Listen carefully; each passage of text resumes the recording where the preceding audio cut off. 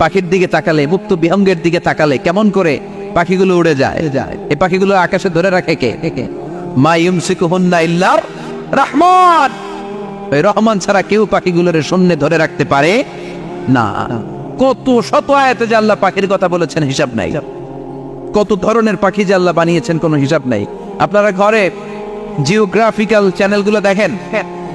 হ্যাঁ, না জি বাংলা দেখেন? স্টার জলসা, কিরণমালা কি দেখেন? জিওগ্রাফিক্যাল চ্যানেল দেখবেন। ওখানে দেখবেন একটা পাখি আল্লাহ তৈরি করেছে, পৃথিবীর সবচেয়ে ছোট পাখি, নাম হলো হামিং বার্ড। কি নাম? The smallest bird ever in the world. সবচেয়ে ছোট। এটা প্রাপ্তবয়স্কে 3 থেকে 5 ইঞ্চি লম্বা হয়। এটার পূর্ণ যৌবন এটা লম্বা কদ্দুর 3 থেকে 5 ইঞ্চি। এটা প্রতি সেকেন্ডে ডানা ঝাপটাতে পারে 80 বার। কয়বার? আমাদের ডানা আছে না 2টা। আপনি আপনার ডানা 1 সেকেন্ডে কয়বার ঝাপটাতে পারবেন? হ্যাঁ, আমি ঝাপটাইলাম। কয়টা হয়েছে 1 সেকেন্ডে? হ্যাঁ, 3টা 4টা ঝাপটা দিতেই আমার সেকেন্ড শেষ। কিন্তু এই পাখিটা প্রতি সেকেন্ডে তার 2 পাখা ঝাপটায় কয়বার? পৃথিবীর সব পাখি সামনে ওড়ে, তো এই পাখি সামনে যেমনি ওড়ে, অ্যাট দ্য সেম টাইম এই পাখি পিছনের দিকে উঠতে পারে। সুবহানাল্লাহ। বাড়িতে যাই বললেন ইউরোপের আল্পস পর্বতমালায় গুগল করবেন যে আজকে গুগলে লিখবেন যে আলপিন সুইফট একটা পাখি আছে। এই পাখিটা একবার যখন শূন্যে উড়াল দেয়, উড়ন্ত অবস্থায় এটা আকাশে 6 মাস থাকতে পারে। আকাশের মেঘের আপ থেকে পানি খায়, শূন্যে ভেসে বেড়ানো পোকামাকড় ধরে খেয়ে বেঁচে থাকে। 6 মাস পরে একবার জমিনে ল্যান্ড করে নামে কয়েকদিন থেকে আবার উড়াল মারে, আবার উড়াল মারলে আবার 6 মাস। আলপিন সুইফট। আরেকটা পাখি আছে, অদ্ভুত পাখি, নাম হোমা বার্ড। এই হোমা বার্ড উড়ন্ত অবস্থায় ডিম পেড়ে দেয়, আর ওই ডিমটা জমিনে পড়ার আগেই মাঝখানে ডিম ফেটে বাচ্চা বেরোয়, বাচ্চা উঠতে শুরু করে দেয়। এই পাখিগুলোর কথা কোরআনে আছে না নাই? এজন্য আল্লাহ বললেন আওয়ালাম ইয়ারাউ ইলা তাইরি ফাওকাহুম সাফাতিন ওয়া ইয়াকবিদনা মা ইউমসিকুহুন্না ইল্লার রাহমান ইন্নাহু বিকুল্লি শাইইন বাসীর। আল্লাহ বললেন নাস্তিকগুলো কি পাখির দিকে নজর করে তাকায় না? পাখির দিকে নজর করে যদি তাকায় তখন পাখির রব আল্লাহরে খুঁজে পাবে। চিল্লায় বলেন ঠিক কিনা? পাখিকে আরবিতে বললে তয়ের। সবাই বলেন পাখির আরবি কি? বিমানের আরবিও তয়ের। পাখি আরবি যা, বিমান আরবিও। এই পাখি নিয়ে গবেষণা করে বিমান বানাইছে। সুবহানাল্লাহ কইবেন না? আমরা বানাই নাই, আমরা তো খোঁজাখুঁজিতে ব্যস্ত। আমরা আছি ফতুয়া নিয়ে ব্যস্ত। তুই 20 কারণে কাফের, তোর চাচা 90 কারণে কাফের। তোর চাচা মরলে যেই জায়গায় কবর দেয়া হবে, ওই কবরের মাটির উপরে যে ঘাস উঠবে, ওই ঘাস যে গরু খাবে, ওই গরুর দুধ যে খাবে, ও কাফের। আছে না নাই? খালি কাফের ফতুয়া দেয় ব্যস্ত। আমরা ফতুয়া নিয়ে রইলাম, আর ওরা সব আবিষ্কার করে ফেললো। উইলবার রাইট আর অরভিল রাইট, এই 2 ভাই 1903 সালে এই বিমান আবিষ্কার করেছে এই আয়াতের উপর গবেষণা করে। আওয়ালাম ইয়ারাউ ইলা তাইর। ওরা কি পাখি নিয়ে ভাবে না? আমাদের তো ভাবার সময় নেই। আমরা আছি মদ নিয়ে, আর নারী নিয়ে, আর জুয়াবাজি নিয়ে। চিল্লায় বলেন ঠিক কিনা? এমন অনেক মন্ত্রীদের হোটেল আছে যেখানে পতিতালয়ের আড্ডাখানা। চিল্লায় বলো ঠিক কিনা? মুসলমানরা আজ মদ আর নারী নিয়ে ব্যস্ত, আর ইহুদি খ্রিস্টানরা আমাদের সব ঐতিহ্যকে ধারণ করেছে। উইলবার রাইট অরভিল রাইট গবেষণা শুরু করে দিল। পাহাড়ে শুয়ে শুয়ে 2 ভাই খালি পাখির ছবি আঁকে, কেমনে পাখিগুলো টানা ছাপটা মেরে ওঠে, কেমনে নামে। গবেষণা করতে করতে করতে প্লেন বানায় ফেললো 1903 সালে। আজ থেকে 100 বছর আগের স্টোরি শোনাচ্ছে আপনাদের। তখনকার বিমান এখনকার বিমানের মতো ছিল না।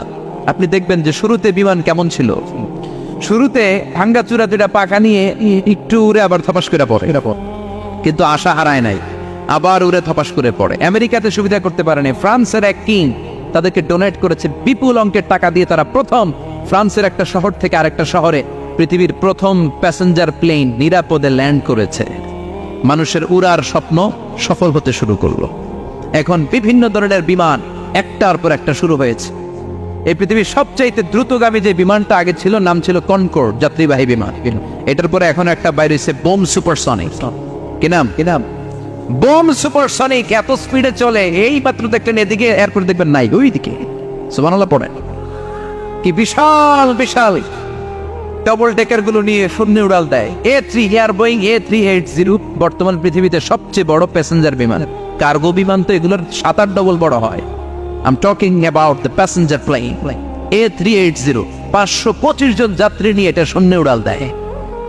525 জন যাত্রী, কেবিন ক্রু, পাইলট, বিমানের ওজন, খাবার দাবারের ওজন, ফুয়েলের ওজন, 525 জনের লাগেজ ট্যাগেজের ওজন, এই সব নিয়ে শূন্যে উড়াল দেয়। সুবহানাল্লাহ কইবেন না? এই বিমান আবিষ্কারের আগ পর্যন্ত গোটা বিশ্বব্যাপী সব দেশে দেশে ছিল সেনাবাহিনী আর নৌবাহিনী।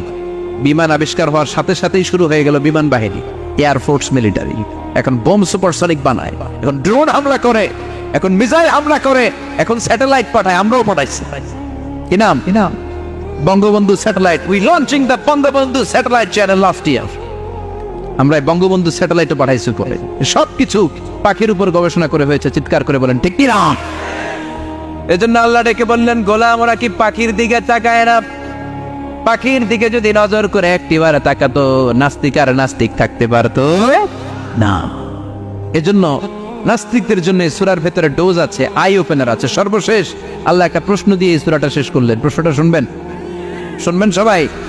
আল্লাহ বললেন, কুল আরাআইতুম ইন আসবাহা মাউকুম গাওরান ফামান ইয়াতিকুম বিমাইম মাইন। বলো দেখি সবে শুকাইয়া যদি যায় এই পৃথিবীর পানি, তাহলে হেথায় তটনির ধারা কে দিবে সবারে আনি? কে দিবে আনি? একদিন সকালবেলা ঘুম থেকে উঠছেন, টয়লেটে যাবেন, মুখ ধোবেন, স্কুলে যাবেন, অফিসে যাবেন, কাজে যাবেন, যায় দেখেন টিউবওয়েল চাপতেছেন, পানি নাই। ট্যাপ ছাড়লেন, পানি নাই। চোখের মধ্যে ময়লা, নাকে ময়লা। টয়লেটে যাবেন, পানি নাই। পুকুরে নেবে, দেখেন পানি নাই। বিশাল বিশাল মেশিন বসিয়ে মাটির নিচ থেকে ভূগর্ভস্থ পানি ওঠানোর চেষ্টা করলেন, একটা পানি নাই। এক ফোঁটা পানি গোটা বিশ্বে কোথাও নাই। কে দিব পানি আপনারে? তারে পানি সম্পদ মন্ত্রী দিব, ডোনাল্ড ট্রাম্প দিব, শেখ হাসিনা দিবে? কেউ দিতে পারবে? এক ফোঁটা পানি বানানোর ক্ষমতা আমাদের নাই, ঠিক কিনা? পানির বৈজ্ঞানিক নাম হচ্ছে H2O। কি নাম? এই দেশে H2 নিয়ে কত কথা আছে না নাই? হাইড্রোজেনের 2টা মলিকিউল, অক্সিজেনের একটা মলিকিউল। এই 2টা গ্যাস, হাইড্রোজেন আর অক্সিজেন, 2 গ্যাস একসাথে মিলাইলে কি হয়? কথা বলেন। মিঠা নদীর পানি। সুবহানাল্লাহ পড়েন। আল্লাহ বললেন, ঘুম থেকে উঠে যদি দেখো পৃথিবীর সব পানিগুলো একেবারে পৃথিবীর নিচে চলে গেছে, কোন মাধ্যম দিয়ে এক ফোঁটা পানির জোগাড় আর বন্দোবস্ত করা যায় না, কে তোদেরকে পানি এনে দিবে? কথা কন। আল্লাহ ছাড়া এক ফোঁটা পানি এনে দেওয়ার মতো ক্ষমতা কারো আছে নাকি? আবার পানি থেকে পৃথিবীর সব কিছুরে বানালো কে? ওয়াজআলনা মিনাল মাই কুল্লা শাইইন হাই আফালা ইউমিনুন। আল্লাহ বললেন, পানি থেকে গোটা বিশ্বের সব আমি বানালাম। সব জীবিত জিনিস তৈরি হয়েছে পানি থেকে। এটা কোরআনের কথা। কার কথা? আর 1500 বছর পর বিজ্ঞানীরা এখন বলছে পানি থেকেই সব প্রাণ এসেছে। সুবহানাল্লাহ পড়েন। বিজ্ঞানীদের রিসার্চে এসেছে পৃথিবীর সর্বপ্রথম যে প্রাণীটার উৎপত্তি, এটার নাম নাকি অ্যামিবা। কি নাম? It's a very small unicellular organism in the world. এককোষী শৈবাল অ্যামিবা এসেছে পানি থেকে, ওদের কথা। তারপরে এসেছে জুপ্লাঙ্কটন, ফাইটোপ্লাঙ্কটন, ব্যাকটেরিয়া প্লাঙ্কটন, একটার পর একটা ডেভেলপ করেছে। সব এসেছে পানি থেকে। পানি নাই তো কিচ্ছু নাই। পানি হচ্ছে প্রাণের ব্লুপ্রিন্ট। চিল্লায় বলেন ঠিক কিনা? পানির মধ্যে সব প্রাণের অস্তিত্ব রেখে দিয়েছে কে? আবার ফলের মধ্যে আল্লাহ পানি দিয়ে বললেন, আন্না সাবাবনাল মা সাব্বা। যেখানে যতটুকু পানির দরকার, রসের দরকার, সব রস দিল কে? ক্ষীরার ভিতরে পানি আছে না নাই? কলার ভিতরে, আপেলের ভিতরে, তরমুজ তো পুরাই পানি। কথা গল। ডাবের ভিতরে কে দিল? নাকি আমনে বানাইছেন? কেউ বানাতে পারে? এই পানিগুলো দিল কে? আবার আল্লাহ বললেন, মারাজাল বাহরাইনি ইয়ালতাকিয়ানি বাইনাহুমা বারযাখুন লা ইয়াবগিয়ান ফাবিআইয়ি আলাই রাব্বিকুমা তুকাযযিবান। দুই দিকে সাগর বয়ে যায়, একদিকে এলো না পানি, একদিকে মিঠা পানি, একসাথে সাগরটা বয়ে যায়, কিন্তু মাঝখানে এমন ব্লকেজ, একটার পানি আর একটার সাথে মিশানা আটকায় রাখলো কে? দেখছেন আপনারা কোথাও এটা? কই দেখছিলেন? গোয়ালন্দ, বুড়িগঙ্গার এখানে একসাথে পানি বয়ে যায়, এই জায়গায় পানি এই জায়গায় পানি মিলে না, মিশে না। দাউদকান্দির এখানেও আছে, মিশে না। এর কারণ এই পাশের পানি, এটা ডেনসিটি হাই, বেশি ঘন, এটা ডেনসিটি লো, এটা পাতলা, এটা টেম্পারেচার হাই, এটা টেম্পারেচার কম, এটা লবণ বেশি, এটা লবণ কম, দুইটা দুই পানি একসাথে বয়ে যায়, একটার সাথে আরেকটা মিশে না। এই কারিগরটা কে? চিল্লায় বলতে হবে কে? সেজন্য আল্লাহ বললেন, গোলাম পানি দিয়ে আমি বানালাম, পানি ছাড়া বাঁচবি না, এজন্য সব জায়গায় পানির ব্যবস্থা করে দিয়েছে কে? আবার বেশি পানি হলেও মরার ব্যবস্থা আছে না নাই? সাইয়েদনা নূহ আলাইহিস সালামের কমকে বন্যা দিয়ে ধ্বংস করেছে কে? এজন্য পানি চাইবো কার কাছে? কথা কন। আল্লাহ মেঘ দে পানি দে, ছায়া দে রে তুই, আল্লাহ মেঘ দে। সবাই পড়েন না, আল্লাহ মেঘ দে পানি দে, ছায়া দে রে তুই, আল্লাহ মেঘ দে। দেয়ার মালিক একজন, তিনি কে? চাইতে হবে কার কাছে? সব ক্ষমতার মালিক কে? নাকি আমরা? আমরা ক্ষমতার মালিক। আর জীবনে কোনোদিন বলবেন মানুষ সকল ক্ষমতার উৎস, এই কথা কোনোদিন বলা যাবে? সকল ক্ষমতার একচ্ছত্র নিরঙ্কুশ মালিকানা একজনের, চিৎকার করে বলতে হবে তিনি কে? বিপদে আপদে সবসময় আমরা তার কাছে চাইতে চাই, তার কাছে ফিরবো। আল্লাহ আমাদের সবাইকে কথাগুলো বুঝে আর আমল করার তৌফিক দান করুন। আরো জোরে পড়েন আমিন। আমরা হলাম দুর্বল। আমরা কি? দুর্বলের ঘরের দুর্বল। আমরা যখন জন্মেছিলাম দুর্বল। আমার ছোট্ট একটা মেয়ে আছে, আমি অবাক হয়ে থাকি যে আমিও তাইলে ছোটবেলায় এরকম ছিলাম, না খাওয়ালে খেতে পারে না, পেশাব পায়খানা করে, ঘর নষ্ট করে, বমি করে, দাঁড়াতে পারে না, শুইতে পারে না, লালা পড়তে থাকে, ক্লিন করতে হয়, সব সময় তাকে সার্ভ করতে হয়। কি দুর্বল ছিলাম আমরা! ওই দুর্বলতা থেকে যৌবনের সাময়িক একটা সময় পাই রক্ত গরম। এরকম রক্ত গরম তোমার আগে ছিল না। আগে তুমি দুর্বল ছিলা। তুমি শুধু দুর্বল না, তুমি দুর্বলের ঘরের দুর্বল। আমাদের 14 পুরুষ দুর্বল ছিল, বলেন ঠিক কিনা? কি ক্ষমতা আমাদের! দুর্বল হয়ে দুনিয়ায় জন্মালাম, সাময়িক কিছু সময়ের জন্য যৌবনের শক্তি পেলাম, আবার ওইটার পরে আবার দুর্বল হয়ে গেলাম। রং ধরা যৌবন জং ধরে শেষ, আবার লাঠি নিয়ে হাঁটা লাগে, কোমরে ব্যথা, মাজায় ব্যথা, আবার কুজো হয়ে যায়। কি ক্ষমতা আছে আমার? কি ক্ষমতা আছে? একটু ভূমিকম্প হলে কাঁপাকাঁপি শুরু হয়ে যায়, ঠিক কিনা? ভূমিকম্প হলে বাঁচার জন্য সব দেয় দৌড়। টেলিভিশনের কিছু লাইভ প্রোগ্রাম দেখলাম, উপস্থাপকও দৌড়, অতিথিও দৌড়।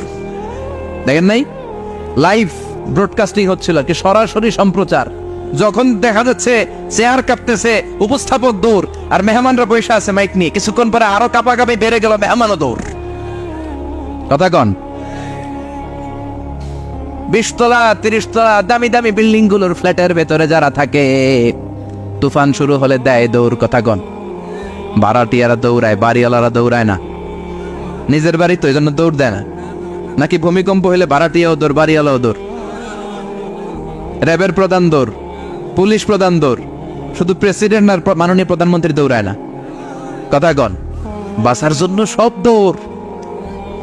কয়েক বছর আগে পত্রিকায় একটা হেডিং পড়লাম, মাননীয় প্রধানমন্ত্রীকে বহনকারী বিমান এর 33 চক্কর আকাশে। কয় চক্কর? কি যেন সমস্যা হয়েছে, বিমান নামতে পারছিল না। তখন ওনার সাথে আবার স্পেশাল সিকিউরিটি ফোর্স থাকে। ওনারা বলল, honourable prime minister, we can not land now because of some flying মেকানিজমে আমাদের সমস্যা হচ্ছে, আমরা ল্যান্ড করতে পারছি না, ঝামেলা হচ্ছে, নিচেও হয়তো কোনো ঝামেলা দেখা দিচ্ছে, আমরা এখন নামতে পারবো না, উই ক্যান নট ল্যান্ড নাও। আপনাকে একটু ধৈর্য ধরে বসে থাকতে হবে। তখন ওই ওনাকে বহনকারী বিমানটা আকাশে 33টা চক্কর মেরেছিল। এটা নিয়ে কাভার করা হয়েছে পত্রিকায়। আপনার কি মনে হয় 17 কোটি মানুষের প্রধানমন্ত্রী, এদেশের সবচেয়ে ক্ষমতাধর নারী, উনি যখন বিমানে বসা অবস্থায় শুনলেন বিমানে ঝামেলা বা নিচে ঝামেলা, ওনার অন্তরে ভয় ঢুকছে কার? উনি বসে বসে জিকির করছে কার? তাহলে দেখেন, ক্ষমতাও সবসময় কাজে লাগে না। চিৎকার করে বলেন ঠিক কি না? ক্ষমতা আপনারে বাঁচাতে পারবে না। আপনারে বাঁচাতে পারে একজন। চিৎকার করে বলেন তিনি কে? এজন তুফান যখন শুরু হয়, জলোচ্ছ্বাস যখন শুরু হয়, ঘূর্ণিঝড় যখন শুরু হয়, সিডর যখন শুরু হয়, বন্যা যখন শুরু হয়, তখন বোঝা যায় আল্লাহ কারে কয়। কক্সবাজারে যখন জলোচ্ছ্বাস হয়, মহেশখালী দ্বীপে যখন তুফান হয়, টর্নেডো হয়, জলোচ্ছ্বাস হয়, গৌতম বুদ্ধের অনুসারী যেই বুদ্ধ ধর্মের লোকেরা আছে, বুদ্ধ পাত্রীরাও নেমে নেমে জিকির করা শুরু করে দেয় কার? সবাই তখন পড়ে লা ইলাহা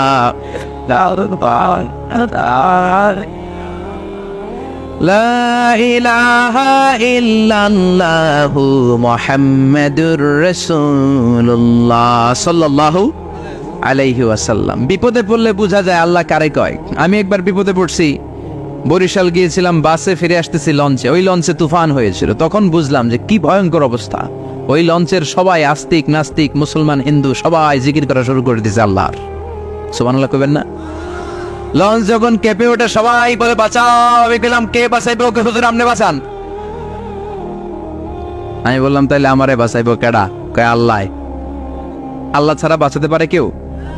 আমরা মাঝে মাঝে বাংলাদেশের বিভিন্ন জেলাগুলোতে যখন প্রোগ্রামে যাই, এত দূরত্ব থাকে, আমরা কারে ড্রাইভিং করে যে প্রোগ্রামে অংশগ্রহণ করা সম্ভব হয় না। ফলে আমরা মাঝে মাঝে সিভিল এভিয়েশনের যে আভ্যন্তরীণ বিমানবন্দরের বেসামরিক বিমান যেগুলো চলাচল করে, প্যাসেঞ্জার প্লেন, এগুলো ইউজ করি। ঢাকা থেকে এগুলো চলে, সৈয়দপুরে যায় কিছু, রাজশাহীতে, সিলেটে, চিটাগাংয়ে যায়, যশোর এয়ারপোর্টে যায় এবং কক্সবাজারে যায়।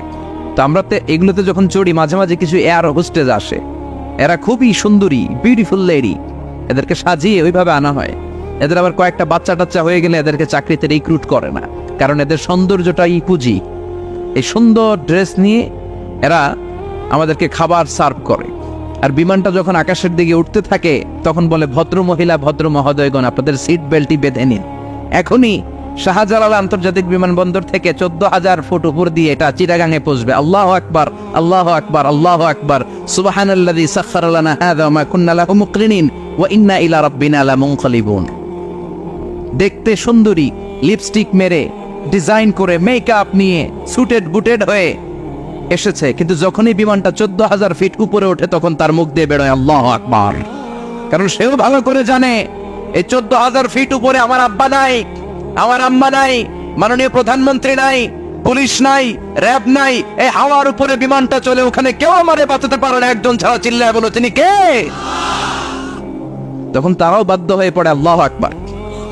তাহলে বোঝা গেল আমাদের কোনো ক্ষমতা টমতা কিচ্ছু নাই, আসল ক্ষমতার মালিক একজন। চিল্লায় বলেন তিনি কে? সে আল্লাহ বললেন, তাবারাকাল্লাযী বিয়াদিহিল মুলকু ওয়া হুয়া আলা কুল্লি শাইইন কাদির। সুমহান সেই সত্তা যার হাতে ক্ষমতা, ক্ষমতা কার হাতে? সব ক্ষমতার মালিক আল্লাহ। তবে আমাদেরকেও আল্লাহ কিছু ক্ষমতা দিয়েছে, এটা লিমিটেড। এটা কি? যেমন এই যে মাননীয় প্রধানমন্ত্রী ওনার দল নিয়ে, বাংলাদেশ আওয়ামী লীগ নিয়ে যে ক্ষমতায় আসলেন, কয় বছরের মেয়াদে? কোন কোন দেশে ক্ষমতায় আসে 10 বছরের মেয়াদে, আছে না নাই? আল্লাহ আসছে কয় বছরের মেয়াদে? 30 বছর, 40 বছর। আল্লাহর ক্ষমতার মেয়াদ 100 বছর। এরপরে রিনিউ করা লাগবে। এটা কথা বলেন। আল্লাহ বলেন, হুয়াল আউয়ালু ওয়াল আখিরু ওয়াল যাহিরু ওয়াল বাতিন ওয়া হুয়া বিকুল্লি শাইইন আলিম। আমি প্রথম, আমি শেষ, আমি প্রকাশ্য, আমি গোপন। ঠিক কিনা?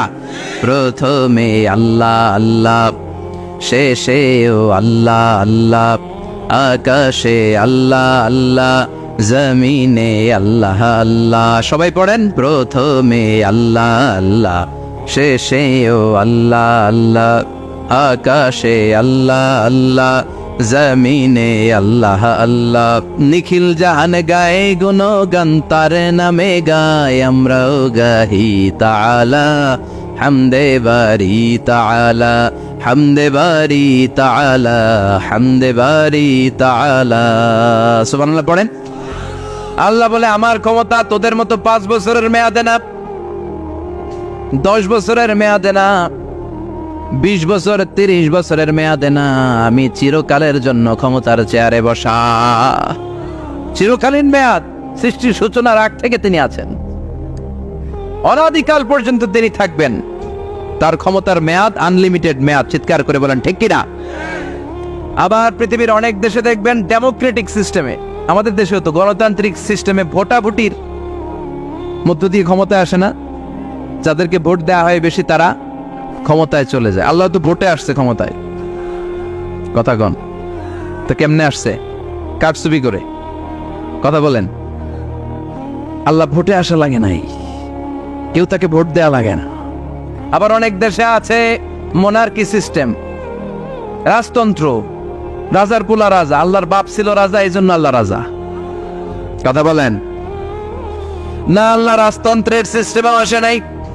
আবার অনেক দেশে আছে ডিক্টেটরশিপ, একবার ক্ষমতা পাইলে মাগার চেয়ার ছাড়ে না, আছে না নাই?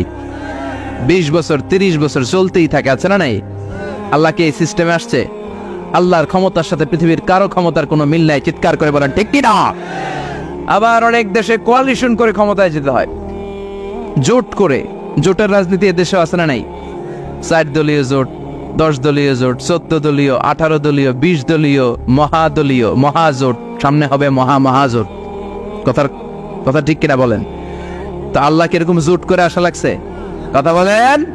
তার মানে আল্লাহর ক্ষমতা আমাদের ক্ষমতা এক নয়। আবার পৃথিবীর অনেক দেশে গণ অভ্যুত্থানের মাধ্যমে অনেককে ক্ষমতা থেকে নামানো হয়, ঠিক কিনা?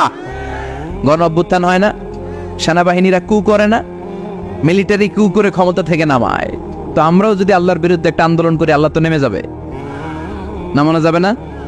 আচ্ছা, আমরা পারলাম না, জিনেরা যদি আমাদের সাথে যোগ দেয়, মানুষ জিন ভাই ভাই, আল্লাহর রক্ষা নাই, কথা বলেন, তাও পারা যাবে না।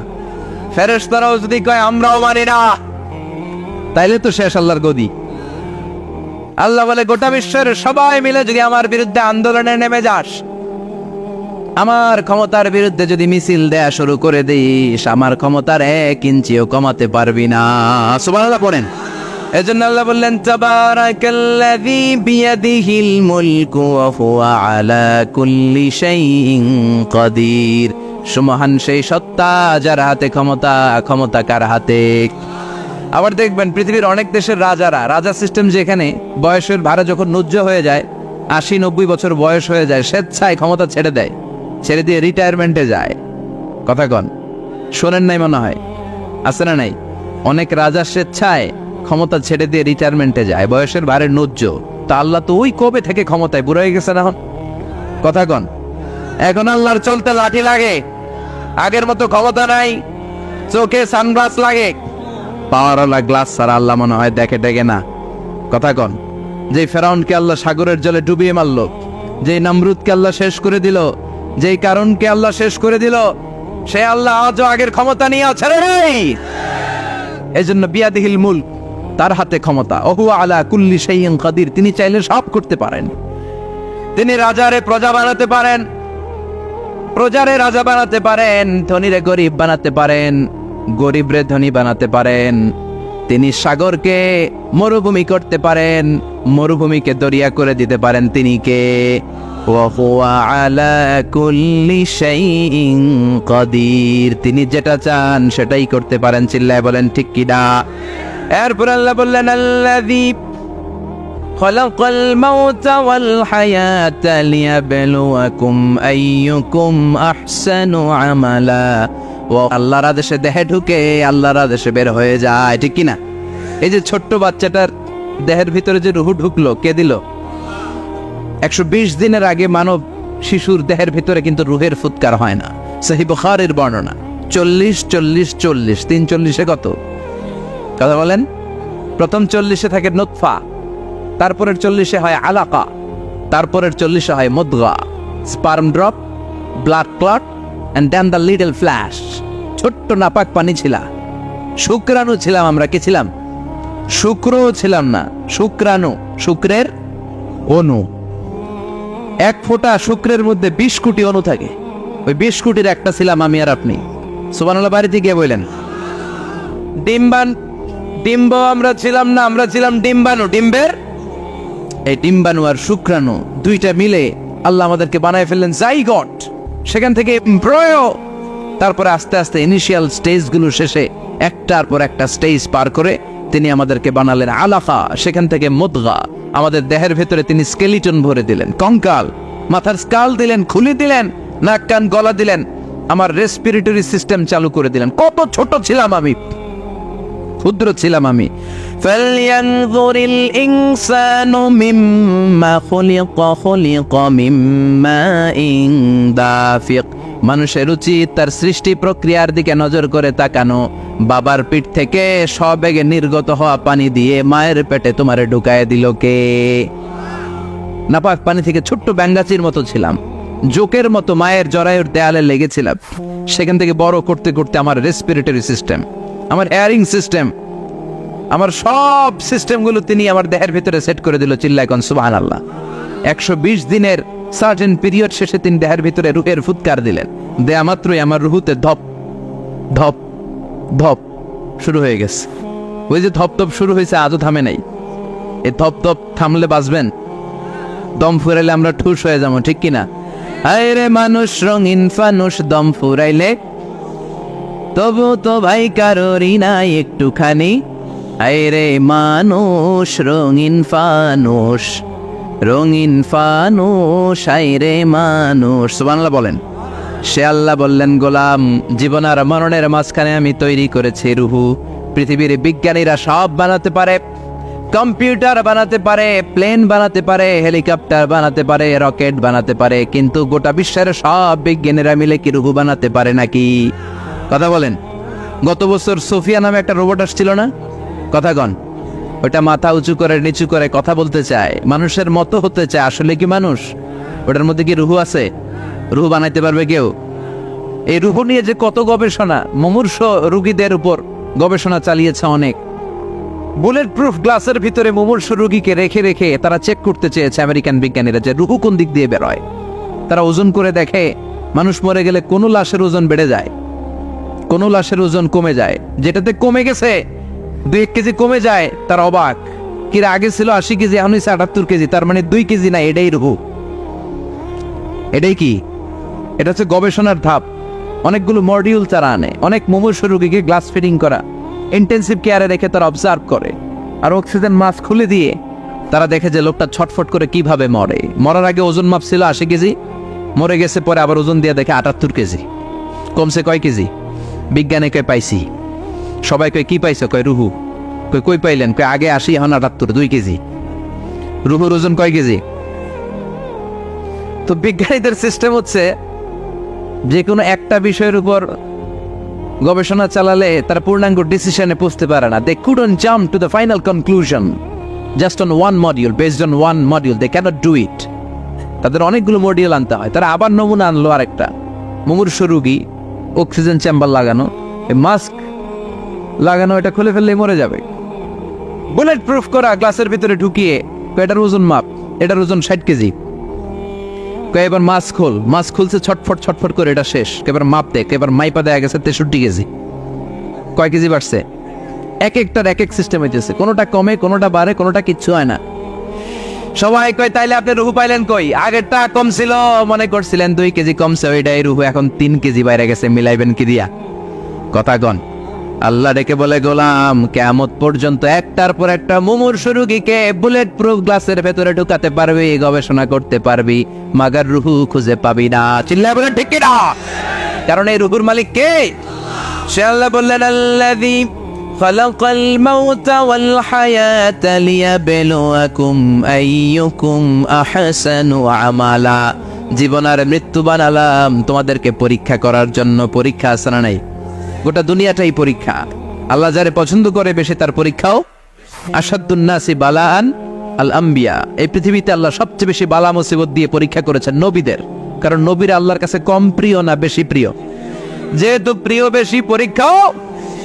এজন্য মুমিনের উপর যদি পরীক্ষা আসে, মুমিনের উপর যদি অত্যাচার আসে, মুমিনের উপর যদি ধৈর্যের পরীক্ষা আসে, জেল জরিমানা আসে, মুমিন ওইটারে ভয় পায় না। মুমিন ভয় পায় একজনকে। চিল্লায় বলেন তিনি কে? কারণ আল্লাহর ঘোষণা, ওয়ালা তাহিনু ওয়ালা তাহজানু। ঘোষণাটা কার? ভয় নাই, তোদের চিন্তা নাই। আনতুমুল আ'লাউনা ইন কুনতুম মুমিনিন। তোমরাই বিজয়ী হবা যদি মুমিন হও, যদি মুমিন হও। এজন্য ধৈর্যের পরীক্ষা দিতে হবে, আল্লাহর উপর তাওয়াক্কুল করতে হবে, অত্যাচার আর জুলুম আল্লাহর নামে সহ্য করে যেতে হবে। চিল্লায় বলেন ঠিক কিনা? কারণ মুসলিমের সাথে আল্লাহ থাকে। মুসলিমের বদদোয়াকে বিশ্বনবী ভয় করতে বলেছেন, কারণ মুসলিমের বদদোয়ার মাঝে আর আল্লাহর মাঝে পর্দা থাকে। যারা দুনিয়ার বুকে জুলুম করে তাদেরকে ক্ষমতার মসনদ থেকে নামিয়ে দেয় কে? আর যারা মজলুম হয়, যাদের রক্ত দিয়ে জমিন ভেজে, তাদেরকে জমিনের ক্ষমতা দিয়ে দেয় কে? আর যারা রক্ত ঝরায়, ইতিহাস বলে তারা শেষ পর্যন্ত প্রাণ আর জান নিয়ে পালাবার জায়গাটা পায় না। চিল্লায় বলেন ঠিক কি না? এজন্য মুমিন খুব ভালো করে জানে, রাত্রি যত গভীর হয় সুবহে সাদিকের সময় কাছে আসতে থাকে। আমার জাহান্নাম দেখেছি কিনা বলো? ফেরেশতারা বলে না, জাহান্নাম দেখে নাই। আমার জান্নাত দেখেছে কিনা বলো? জান্নাতও দেখে নাই, কিছুই দেখে নাই, আপনারেও দেখে নাই। আল্লাহ আবার খুশি হয়ে যাবে। আমার খুশির জন্য আমার ভয়ে তৃষ্ণার্ত ক্ষুধার্ত সামনে খাবার হাত বাড়ালেই খেতে পায়, গ্লাসটা তুললেই পান করতে পারে, আমার ভয়ে খায় না। আমার ক্ষমা চায়, আমার কাছে ক্ষমা প্রার্থনা করে। এখন আমার বান্দা যা দোয়া করবে, বান্দার সব দোয়া আমি কবুল করে নেব। আল্লাহর ভালোবাসা সফট কর্নার খুব গ্রো করে, যোগ বুঝে খুব মারতে হবে, ঠিক কিনা?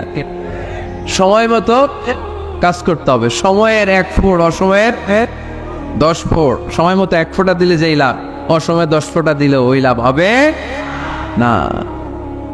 সময় মতো কাজ করতে হবে। ইফতারের আগ মুহূর্তে দোয়া করবেন। বাইনাল আযানি ওয়াল ইকামা, আল্লাহর হাবিব সাল্লাল্লাহু আলাইহি ওয়াসাল্লাম বললেন, আদ-দুআউ লা ইউরাদ্দু বাইনাল আযানি ওয়াল ইকামা। আযান এবং ইকামতের মাঝখানে দোয়া করলে ওই দোয়া আল্লাহ কখনো ফিরিয়ে দেয় না। জোহরের আযান হয়েছে, সুন্নত নামাজ পড়ে বসে আছেন, মুয়াজ্জিন সাহেব আসে না, ইমাম সাহেবও বেরোয় না। এই সময়টা অনেকে কিছুই করে না, ঘড়ির দিকে তাকায় থাকে, মোবাইল টিপে, পাশের লোকের সাথে কথা বলে। কিন্তু এটা যে it's a very high time to make দোয়া, এটা যে দোয়া করার সবচেয়ে দামি সময়, এটা অনেকে টেরই পায় না। ইউসুফের খিলের ভাইয়েরা, আপনাদের মনে থাকবে তো, আযান ইকামতের মাঝখানে সময় পেলে কি করবেন? লিস্ট করবেন কি কি লাগবে। আল্লাহ আমার টাকা লাগবে, আল্লাহ আমার পয়সা লাগবে, আল্লাহ আমার স্বাস্থ্য খারাপ, সুস্থতা লাগবে, আল্লাহ আমার ছেলে নাই, ছেলে লাগবে, আল্লাহ আমার মেয়ে নাই, মেয়ে লাগবে, আল্লাহ আগামী ইলেকশনে আমি দাঁড়াইতে চাই, আমার তুমি চেয়ারম্যান বানাই দিও। এইগুলো লিখবেন। পারবেন? কথা কয় না। পারবেন? পারবেন?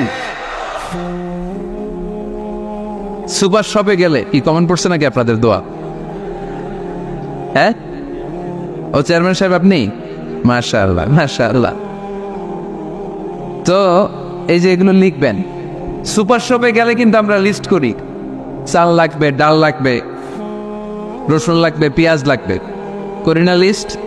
দেখেন দুনিয়ার জন্য কত কনসাস আমরা, কত সচেতন, কিন্তু আল্লাহর কাছে কি চাওয়া লাগবে ওইটা নিয়ে টেনশন নাই। লিস্ট করবেন আর চাবেন। এরপর আল্লাহর হাবিব বললেন, দুবুরা সালাওয়াতিল মাকতুবা, প্রত্যেক ফরজ সালাতের পরে আমরা যে আল্লাহর কাছে দোয়া করি, ওই দোয়া কবুল করে কে? তাসবিহ পড়বেন আগে, এরপরে দোয়া। ওইটা আমাদের দেশে যেটা, ওইটা না। আসসালামু আলাইকুম ওয়া রাহমাতুল্লাহ, আসসালামু আলাইকুম ওয়া রাহমাতুল্লাহ, আল্লাহুম্মা আমিন ইয়া আরহামার রাহিমিন। আসলে এরকম একটা দোয়া আল্লাহর হাবিব কিন্তু এরকম করতেন না, সাহাবারা করতেন না। ওনারা বসে বসে তাসবিহ পড়তেন লম্বা সময়। তাসবিহ পড়ে এরপরে দোয়া করেন, কবুল হবে। আয়াতুল কুরসি পড়বেন, কবুল করে নেবে কে? মান ক্বারা আয়াতুল কুরসি দুবুরা কুল্লি সালাওয়াতিন মাকতুবা লাম ইয়ামনাহু মিন দুখুলিল জান্নাতি ইল্লাল মাউত। প্রত্যেক ফরজ সালাতের পরে যে একবার করে আয়াতুল কুরসি পড়ে, তার জান্নাতে ঢোকার ক্ষেত্রে আর কোনো বাধা নেই। একটা জিনিস ছাড়া, মরণ। মরে না তাই জান্নাতে যায় না, মরলেই জান্নাতি। আরো জোরে পড়েন সুবহানাল্লাহ। এরপর আল্লাহর হাবিব বললেন, বৃষ্টির নিচে দাঁড়িয়ে দোয়া করো। বৃষ্টি যখন পড়ে, বৃষ্টির নিচে দাঁড়িয়ে আপনি দোয়া করবেন, দোয়া কবুল করবে কে? আবার নামাজের মধ্যে 3 জায়গায় দোয়া কবুল হয়। নামাজের শুরুতে, সিজদায় পড়ে, সালাম ফেরানোর আগে। আমরা নামাজ শুরু করি সানা দিয়ে, তাই না? সুবহানাকাল্লাহুম্মা বিহামদিকা, এটা পড়ি না? সুন্নাহ এবং নফল নামাজে আল্লাহ রাসূল সাল্লাল্লাহু আলাইহি ওয়াসাল্লাম এই সানা ছাড়াও আরো অনেক দোয়া পড়তেন। এই যে উঠতেছে এরা, 2-4 জন ওঠা শুরু করছে, এদের কি লাগবে? স্লোগান লাগবে। স্লোগান দেন একজন।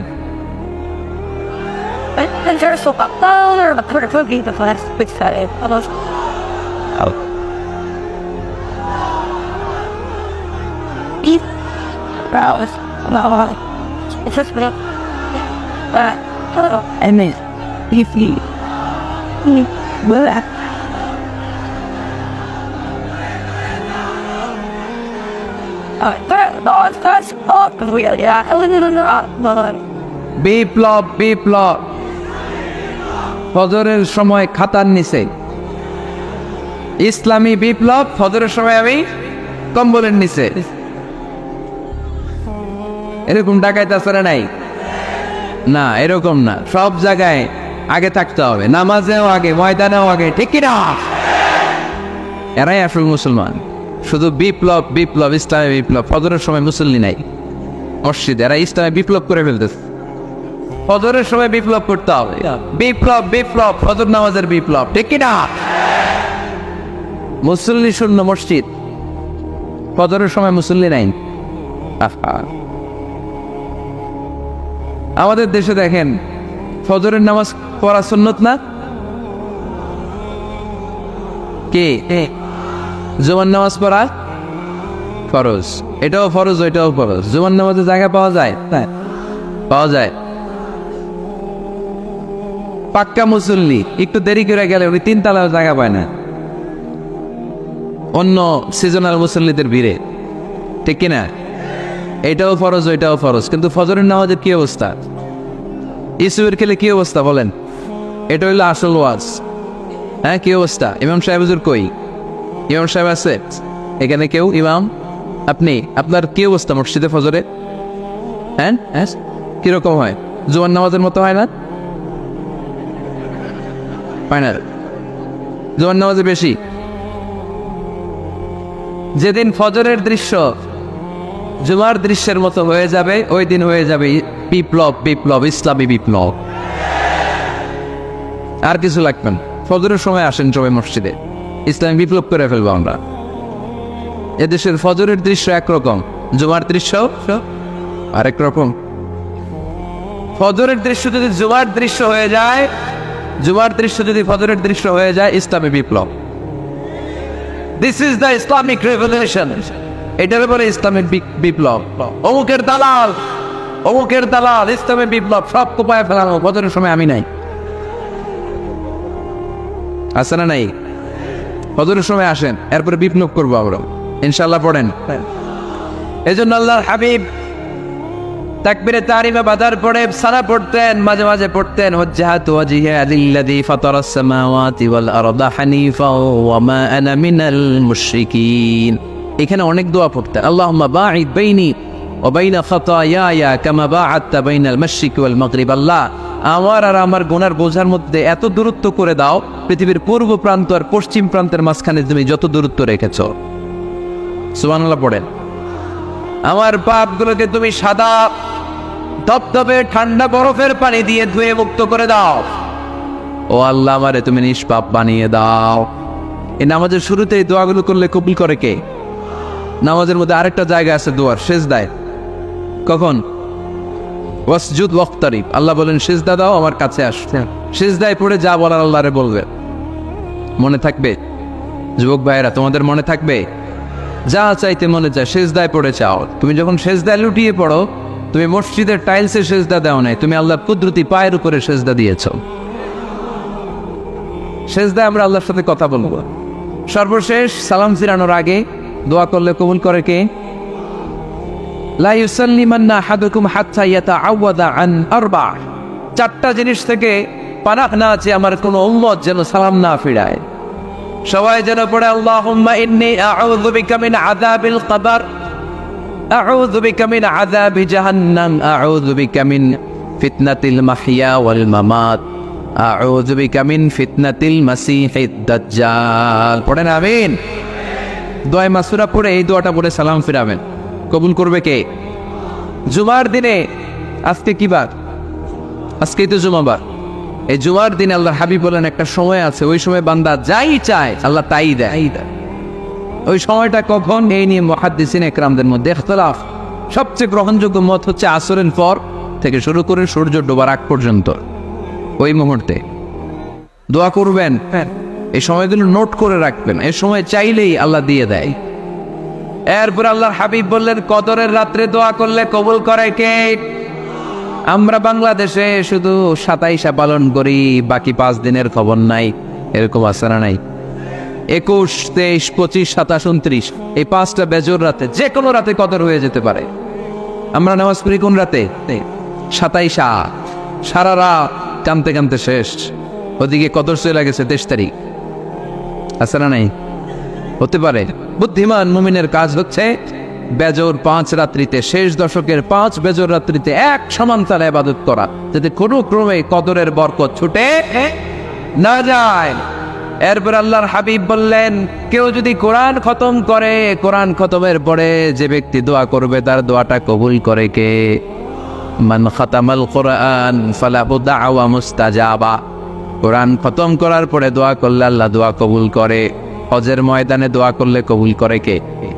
আরাফাতের ময়দানে দোয়া কবুল হয়।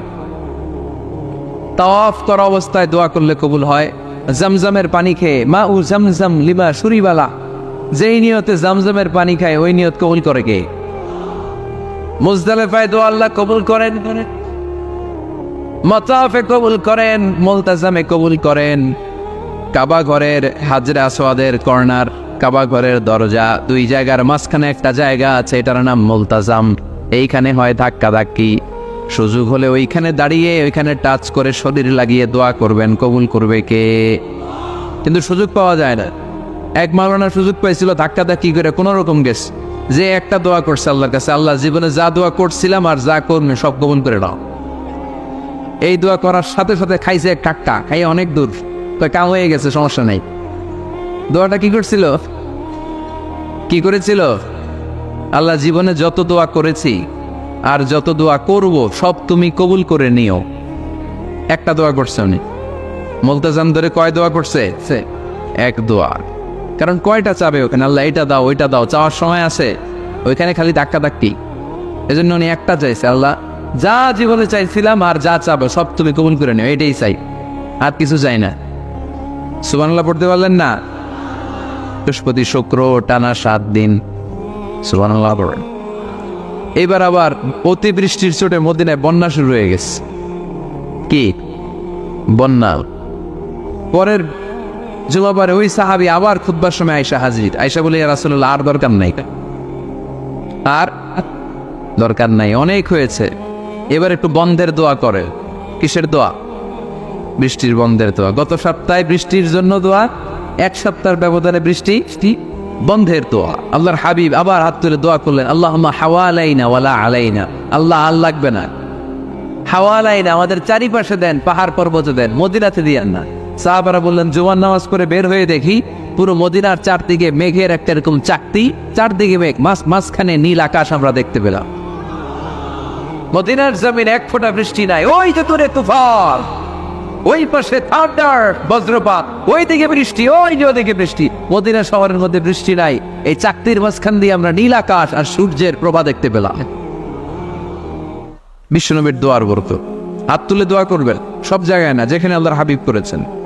দোয়া হাত তুলেও করা যায়, হাত না তুলেও করা যায়। যেভাবে আল্লাহরে ডাকেন তিনি শোনেন কিনা কিনা আল্লাহর হাবিব বলতেন, ইন্নাল্লাহা হাইয়ুন কারীম, আল্লাহ খুব লজ্জাশীল। আল্লাহ কি? আল্লাহর হাবিব বলতেন, কেউ যদি হাত তুলে আল্লাহর কাছে দোয়া করে আর চায়, ওই হাত ফিরিয়ে দিতে আল্লাহর নাকি লজ্জা লাগে। সুবহানাল্লাহ কইতে পারলেন না? আবার দোয়া যখন করবেন আল্লাহর নামগুলো উচ্চারণ করে দোয়া করবেন। আল্লাহর অনেকগুলো সুন্দর নাম আছে না নাই? ইন্না লিল্লাহি 99 ইসমা, আল্লাহর রয়েছে 99টা সুন্দর সুন্দর নাম। এই নামগুলো যে মুখস্থ করবে, নামের হক যেই ব্যক্তি আদায় করবে, তারে জান্নাতের মালিক বানায়া দিবে কে? দোয়া যখন করবেন আল্লাহর আসমাউল্লাহিল হুসনা গুলো বলে বলে আল্লাহরে ডাকবেন। আল্লাহর একটা সুন্দর নাম আছে আর রহমান। কি নাম? মানে দয়ালু। রহমান মানে কি? দয়াময়। রহমান শেখালেন কোরআন, বানালেন ইনসান, শেখালেন বায়ান। দয়াময় রহমান শেখালেন কোরআন, বানালেন ইনসান, শেখালেন বায়ান। দয়াময় রহমান শেখালেন কোরআন, বানালেন ইনসান, শেখালেন বায়ান। সুবহানাল্লাহ পড়ে। দয়াময় মেহেরবান, তিনি রহমান। এজন্য দোয়ার শুরুতে তারা ডাকেন, বলেন ইয়া রহমান। সবাই পড়েন ইয়া রহমান, ইয়া রহিম, ইয়া গফুর, ইয়া গফফার, ইয়া সত্তার, ইয়া জব্বার। দোয়ার শুরুতে এই নামগুলো ধরে ধরে যদি আবেগ নিয়ে, ভালোবাসা নিয়ে আল্লাহরে ডাকেন, দোয়া কবুল করে নিবে কে? এই দোয়ার মাঝখানে যদি এক ফোঁটা চোখের পানি ফেলতে পারেন, কবুল হবে? কবুল করবে কে? চোখের পানি ফেলবার চেষ্টা করবেন। নিজেকে যত ছোট করে আল্লাহর কাছে উপস্থাপন করা যায়, যত ছোট করা যায় নিজেকে। আল্লাহর হাবিব সাল্লাল্লাহু আলাইহি ওয়াসাল্লাম, মহাবিশ্বের শ্রেষ্ঠতম মানুষ, তিনি দোয়ার সময় আল্লাহরে বলতেন, আল্লাহুম্মা ইন্নী আবদুক, আল্লাহ আমি আপনার দাস, আমি আপনার গোলাম। ওয়াবনু আবদিক, গোলামের ঘরের গোলাম। ওয়াবনু আমাতিক, দাসীর ঘরের গোলাম, বান্দির ঘরের গোলাম। আমার বাবা আব্দুল্লাহ আপনার গোলাম, আমার মা আমেনা আপনার দাসী। সুবহানাল্লাহ পড়বেন না? কিভাবে নিজেকে ছোট করতে হয় আল্লাহর হাবিব সাল্লাল্লাহু আলাইহি ওয়াসাল্লাম ছোট করতেন। গুনার কথাগুলো স্মরণ করবেন, আল্লাহরে বলবেন, আল্লাহ আমি ছাড়া তোমার অনেক বান্দা আছে, কিন্তু তুমি ছাড়া আমার আর কেউ নাই, ঠিক কিনা? এভাবে যত ছোট করে নিজেকে উপস্থাপন করা যায় দোয়াতে, এই দোয়া কবুল করে নেবে কে? এরপরে সম্মিলিত যদি দোয়া হয়, যিনি দোয়া করবেন তার প্রতিটা দোয়ার পরে আমিন বলা সুন্নাহ। যদি কেউ দোয়া করে রব্বানা আতিনা ফিদ দুনিয়া হাসানা ওয়া ফিল আখিরাতি হাসানা ওয়া কিনা আযাবান নার, তখন সবাই কি বলবেন? আমিন। এরপরে দোয়ার পরে মুখের মধ্যে হাত দুইটা দিয়ে মাসে করা সুন্নাত। করেন তো? কারণ রাসূলুল্লাহ সাল্লাল্লাহু আলাইহি ওয়াসাল্লাম ইযা রাফা ইয়াদাইহি ফি দুআ লাম ইয়াহুত্তাহুমা ইল্লা মাসাহা বিহিমা ওয়াজহা। আল্লাহর হাবিব সাল্লাল্লাহু আলাইহি ওয়াসাল্লাম যখন দোয়ায় হাত তুলতেন, ওই হাত দুইটা মুখের মধ্যে মাসেজ না করে নিচে নামাতেন না, মুখ মাসে করেন তো। এই পদ্ধতিতে যদি আপনি দোয়া করেন, আল্লাহর কাছে প্রার্থনা করেন আর ফরিয়াদ করেন, আপনার দোয়া কবুল করবে কে? যখনই দোয়া করেন আপনার ডাকগুলো শোনে কে? তারপরে বিশেষ কিছু সময় আছে, বিশেষ কিছু মুহূর্ত আছে, ওই মুহূর্তগুলোতে দোয়া করলে দোয়া কবুল করে কে? এর মধ্যে একটা মুহূর্ত হলো তাহাজ্জুদের মুহূর্ত। কিসের মুহূর্ত? তাহাজ্জুদ পড়েন তো আপনারা? হ্যাঁ হ্যাঁ, এখন আওয়াজ নাই গলার। করি? ফজরের নামাজই পড়তে পারি না হুজুর, তাহাজ্জুদ কেমনে করবো? ومن الليل فتهجد به نافلة لك عسى أن يبعثك ربك مقاما محمودا। এটা এমন নামাজ, এই নামাজের পরে দোয়া করলে কবুল করবে কে? ওই মুহূর্তে আল্লাহ প্রথম আকাশে মনোনিবেশ করেন, ডাকতে থাকে, কার কি লাগবে চাও? টাকা লাগবে টাকা দেব, সম্পদ চাও সম্পদ দেব, সম্মান চাও সম্মান দেব, বউ লাগলে বউ দেব। আসরা নাই? লাগবে না? এদিকে তো বেশিরভাগ অবিবাহিত মনে হচ্ছে। বিয়ে করো নাই কারা কারা দেখি? খাইছে। সবার তো বউ লাগবে দেখা যায়। আল্লাহর কাছে চাইবা, দিবে কে? দেয়ার মালিক কে? মনের বাসনা পূরণ করে কে? ওই আল্লাহর কাছে যেন আমরা চাই। বিয়ের কথা শুনলে সব সজাগ, আর গমে ধরে না। এখন সজাগ জাতি, চাইতে হয় যুবক ভাইরা, চাইতে হবে আল্লাহর কাছে। নেককার স্ত্রী চাইতে হয়, নেককার সন্তান চাইতে হয়।